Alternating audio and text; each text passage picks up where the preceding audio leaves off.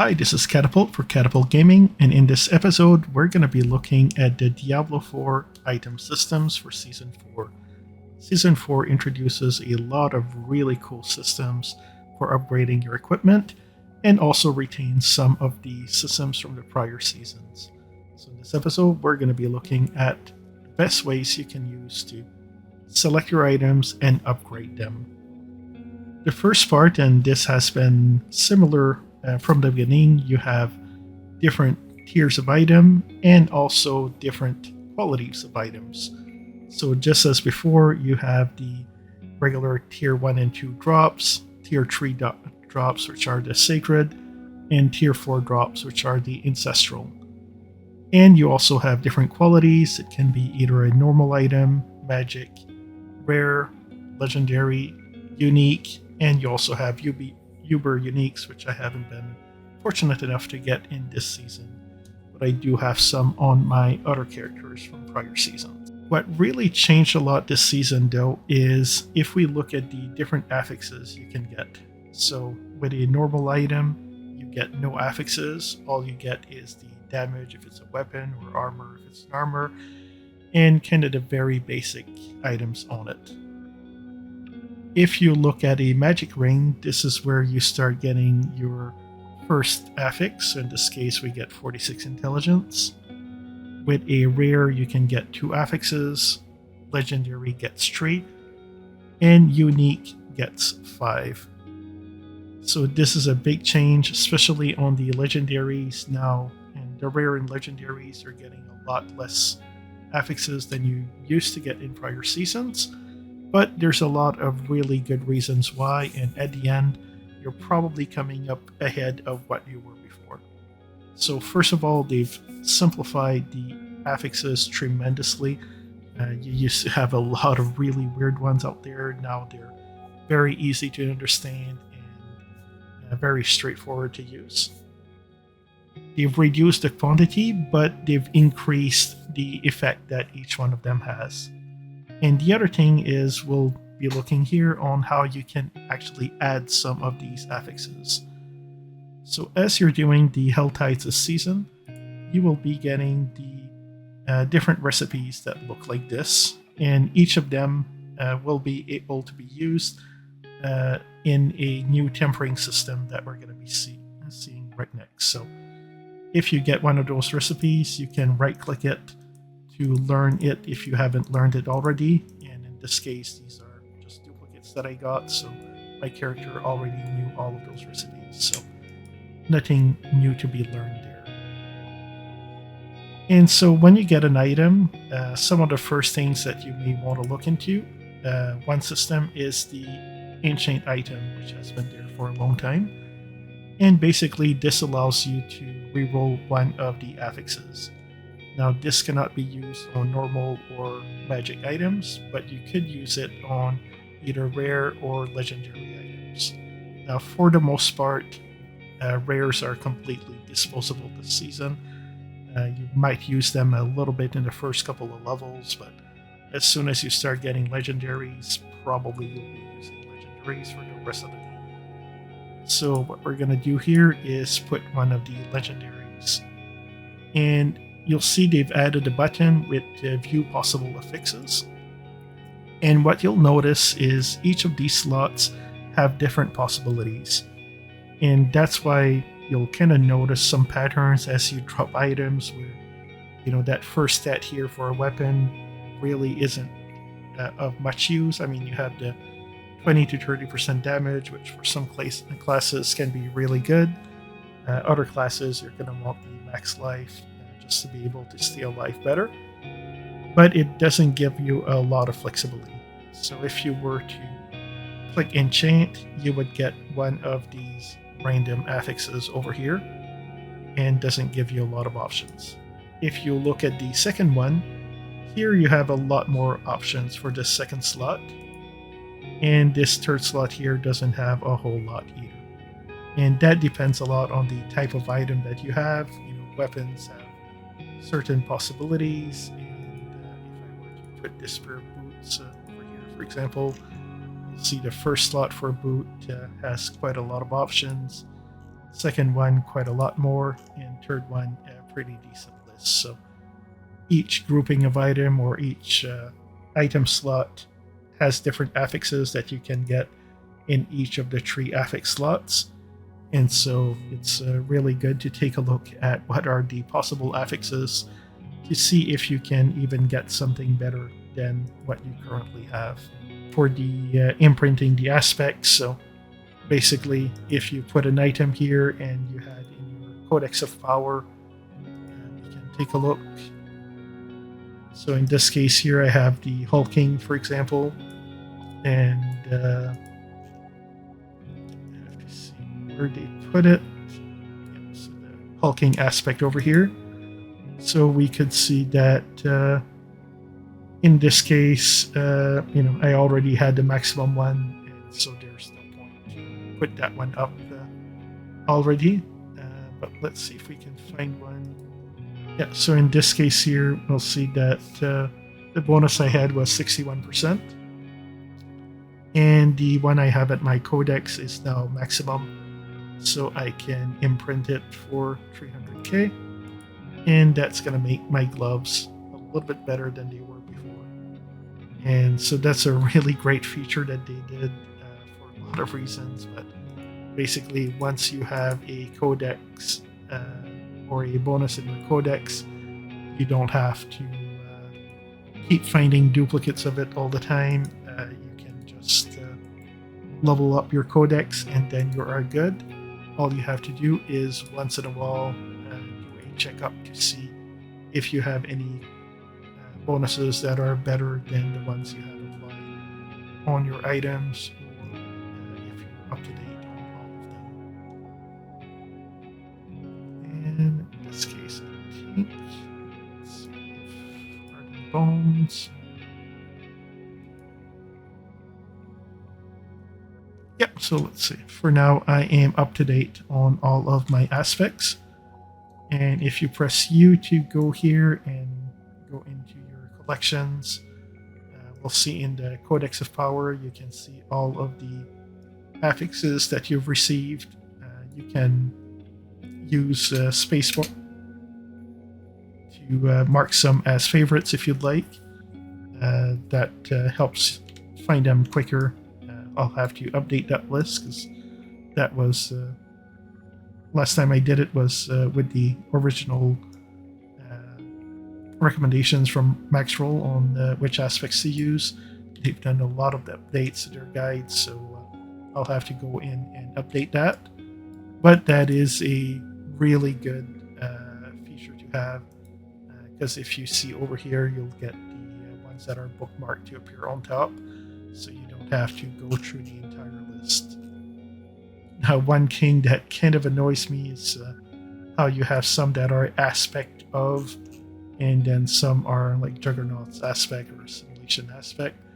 I really wish they would choose one standard and make it easier to sort and find the one that you want.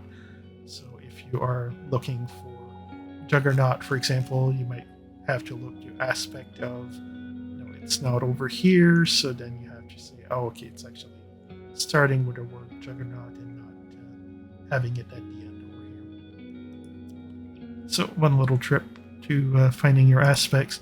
The other part too is if you are looking for an aspect in particular, they've added a search function over here. Or if you're looking for a specific thing. So if you want to see for damage reduction, for example, these two have a mention of that, or whatever it is that you are looking for in terms of aspects. You can see which one it is, and then it will filter and show you what items that you would be able to put it on. So that's a pretty cool feature to see. The second system that you're probably going to be working with is the tempering system, and that's from the recipes that we just ingested here. And you'll notice that for tempering, again, you can only use them on rare or legendary items. You cannot use it on uniques because uniques already have their 5 affixes by default. And the other thing that you'll notice is if you scroll down here, you'll see tempers, tree out of a tree for a tier 1 and 2 item, tree out of a tree for a sacred tier 3 item, and 5 out of 5 for a ancestral legendary. And the other thing that you'll notice here is you can select for the lower tier items, tiers 1, 2, and 3, you can select one recipe category per item. So in this case, with this base legendary sight, or if I put this sacred legendary two-handed sight, I can either choose a weapon temper or an offensive temper. And if I click the list here, you'll see the different options that we have. So for a necromancer, a very popular one on a weapon is to choose this one here, which will give you one of these 3 affixes as a default. Or you could go with the offensive and choose, for example, the summoning finesse, which gives you a really good set of bonuses too. But you can only, for the tiers 1, 2, and 3 items, you can only get or put one temper recipe per item. But if you get to your ancestral level, you'll see that now I can put 2 categories. So in this case, I could put a weapon and an offensive temper on it. And since it doesn't cost much, we'll do the experiment here. So let's go with a weapon and use the summoning over here. And we'll see that we get a 20% chance for the skeletal mage attacks to cast twice. And it's from a range of 13.5 to 22.5. So that is pretty good. And if you scroll down, you'll notice that the temper is still 5 out of 5. That's because the first temper that you put, when you select the categories, that one is free. The other temper chances are if you want to reroll it. So let's go for an offensive one and use this summoning finesse. And we'll temper this again. And this time we get a 77% skeletal mage damage. And if we hover on top of it, now you'll see the little anvil icon. It gives you the bonuses that you have here. So we can see that we have the skeletal mage damage and the 20% chance of skeletal mage attack. And our temper is still 5 out of 5. So if I didn't like this one and I said, no, like I'd rather have the minion attack speed is the more popular one, I can re-roll it and see what I get. So in this case, I got the skeleton priest effect. Duration is increased. That's definitely not one that I want. But before I re-roll it again, let's go see. And we are now at tempers 4 out of 5. So when you re-roll, that's where your temper changes happen. And we'll see over here where now we have the minion attack speed 10% and the skeletal mage's damage. Normally for my build, that's probably what I would keep, or maybe I'll try to go for the golem one instead. So in this case, let's try to re-roll offensive, see if we can get a golem, or in this case it's a really nice one for skeletal mages. But I just want to show what happens when you run out of tempers. So now we're down to 1 out of 5 temper. And if I were to put the last one in, we'll see that the item no longer appears here and I can no longer temper it. So you have 5 chances to get the rerolls that you like. So if you find one that's pretty close to what you're looking for, usually it's best to stay there and not risk it any further. But at least it gives you a couple of chances. And I'd say this for this season is probably my biggest complaint, that you can, if you're not lucky, end up, I'll use the word break the item. I know it's a bit controversial, but basically you can get a point where you have a bad affix from your temper, and you have no way to reset that and give it a different affix, so it could always be inferior to another item that you may get down the road. The next interface you'll be working with, and this is when you reach the end game and you start doing some pits, you will be getting a different set of currency. So you can get either the Obdicite from the lower level pits, the Inglet from the mid level ones, and the Neat Iron. I think that's for pit 61 and above. And I'll show you there's a way you can convert it. So if you get the Neat Iron, you can convert it into the lower ones. And in this case, you'll see that you can either select an Ancestral fully tempered. So because I've tempered this one, I can Masterwork it, or I can do an Ancestral unique. So this is one case where you can improve your uniques and probably even your uber uniques. I suspect you can probably Masterwork too. And what that looks like when you put it in is you'll have a cost in, so the first 4 that you put, you're going to be paying in Obdicite, and you just use some base materials, which probably at this point you're going to have way too many of anyway, and quite a good chunk of gold. So each level that you put, it will be costing you more and more gold. So that's going to become the more restrictive part of it, because you can get these Obdicites and so forth pretty easily, but the gold is probably what you're going to be hunting, and we'll see that this first level is costing only 100k. If I put one of my items here that I had 400k, 4 levels of Masterworking on it already, we'll see that now I need the Inglet, which is the second tier of these materials, and I need 450k. And you'll see the numbers. So you have the Roman numeral 1 and the Roman numeral 2 over here. This will tell you what tier that you are in your Masterworking.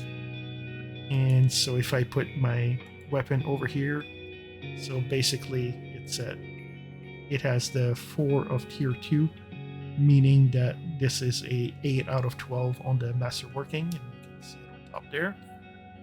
And basically, if I were to continue at this point, it's 2 million, and that keeps increasing until the last level is very expensive.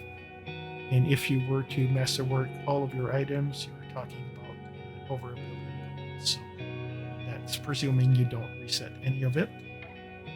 If there are some that you do not like what the bonus comes up with, like in this case, I got the 79% critical strike critical strike damage. That's the one that it selected twice. So when you get to the level 4, 8, and 12, you get one stat that you get a much larger bonus to. And if you don't like what it lanes at and you want to try to have it somewhere else, so in this case here, for example, I got the maximum life, and maybe I wanted the skeletal mage instead. So I can put that here, and you can do the reset Masterwork ranks. And for a couple of mats and 5 million gold, you can reset from rank 4 to rank 0. So that is one way that you can reset it. And no matter the level, like this would reset it from rank 8 to rank 0, and would cost again 5 million gold. So that is one way that at the end of the game, when you have all of the items that you like, and you have the tempers that you like, you have the stats that you like, you have the item rerolls that you like, probably Masterworking is going to be the last one. You're going to be going all out and spending billions getting the perfect Masterworks that you need if you really want to push far in the game. But most likely you'll be done before you get to that level. And the last piece that we'll talk about is we'll see that some items have a little star icon over here that appears. That basically means that they have at least one item that, or one stat over here. So this one has the 2887 armor. This means that stat is boosted a lot more than it could normally be, and you also get an automatic max roll on it. So that is really cool when you can get one of these. And over time, your goal here would be to get at least all the good stats to have that star, or even better if you can have more than one on the same piece of items. If you had 3 of your stats having that star, that would make it a very powerful item for your game, and would definitely be one that you're going to be wanting to spend a lot of gold on the Masterworking on to get that item as strong as you could. And basically, that's how you're going to get your gear and level it up. And the other part that I'll show, because we've seen this is going to be very expensive on gold. So these are all items I had saved around for this demonstration specifically. So let's say that you're done with some runs of something, either you want to do some Hell Tides or Pit or Nightmare Dungeons or Uniques or Ubers or whatever it is that you were done doing, and you come back into town. The first thing that I do is I will mark all of the normal magic and rare items ready to be sold, because I know these ones we never use and never do anything except sell them. And the reason that we do that, if you go over here, for example, you'll see that I had the end number is 755, or the middle number here. And if I sell it, I just got about 50k from just selling that junk, including some tier 1 items that were really not good. So the next part that we're going to do is I'm going to take a look at the stats of all of these and see, is this something that is better than what I have? And if the answer is no, I will mark all of them ready to be sold. And then I'll go talk to the blacksmith first. Because the blacksmith, you'll see that he has some different icons that can appear on top here. If it is this little white star logo over here, that means that it has an upgrade in the aspect in the Codex of power that is better than the current aspect that I have in there. So if I go and salvage this, we'll see we get a message saying that the aspect is upgraded in our Codex of Power, and we can now apply that aspect to any item. The last part I'll show here is if we go to the Alchemist down at the bottom here, in the transmutation, and they just right now reduce the cost of these, but this is where you can change your items from the pit runs that you do. So if you have too many neat irons, and in this case I still have a couple of items like my boots and my ring gear that I still need some low-level mats on. So what I can do is I can convert 5 neat irons into 15 inglet, and let's do both of them here. That's a little bit annoying where you have to open it, but at least it gives you access to it. And this one here and these 2 over here. So now we'll see how our 10 neat irons plus the other stuff now gave us a whole lot more of the lower level mats. So up the site we now have 130, and so we can go back to blacksmith over here. And we'll put our boots and see what kind of bonus we get. So each click gives us 5%, except when you get from rank 3 to 4, you get 1 ethics increases 25%. And in this case, it's the movement speed, which probably not the most exciting one to get. Already having quite a lot of movement speed, which is not something I would think of saying about a necro.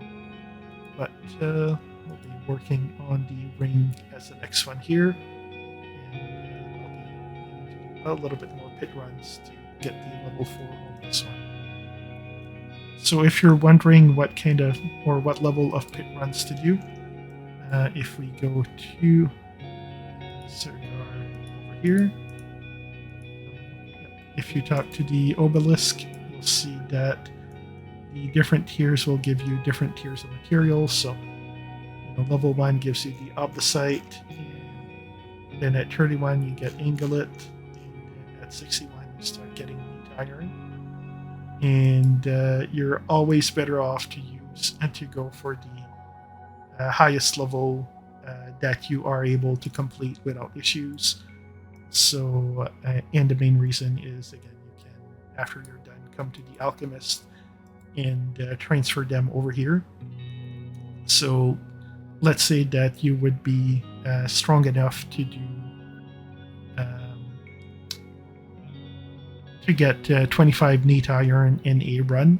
Well, you can turn those 25 into 75 pieces of inglet, and then you can turn those 75 ingots into 3 times 75, so about 225 obdacites.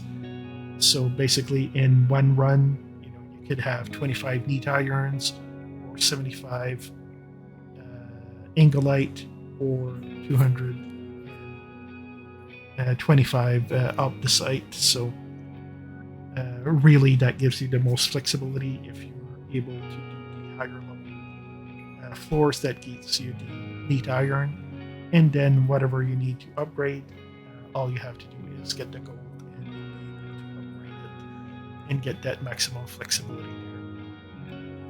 The other feature that has always existed is you have the purveyor of curiosities over here. And basically, if you have a type of item that you don't have an ideal version of as of yet, you can right-click it and see. Try your luck over here, and you'll be converting your obols over there. The other use of obols, though, is worth mentioning that through the elixirs, you can use them. So if you use 350, you can get the elixir of holy bolts, which is really, really strong this season. But if you already have a bunch of elixirs lined up, probably you're good to use some of them for doing a little bit of gambling, and you never know what kind of items that you're going to get. So, as usual, we're going to mark all the blue and yellow items as garbage, and then take a look and see. And once again, we don't have anything worthwhile, so we'll go to our blacksmith and see there is one item with the star here, and that's going to increase our Ghostwalker aspect. So if we ever need that for a different build, we will now have it available. So we're over here, we'll see that we have 5.5 million, and we made almost 400k just by selling the gambled items. So really, it makes a big difference if you sell off all the leftover items. And then when it comes to the uniques, I like to keep them in my stash over here. This Necro build, as of yet, they haven't really found any good uses for the uniques as of yet, but if it happens in the future, I'll have a good stash to look into and getting access to those. So basically, any of the uniques that I get, I store them there.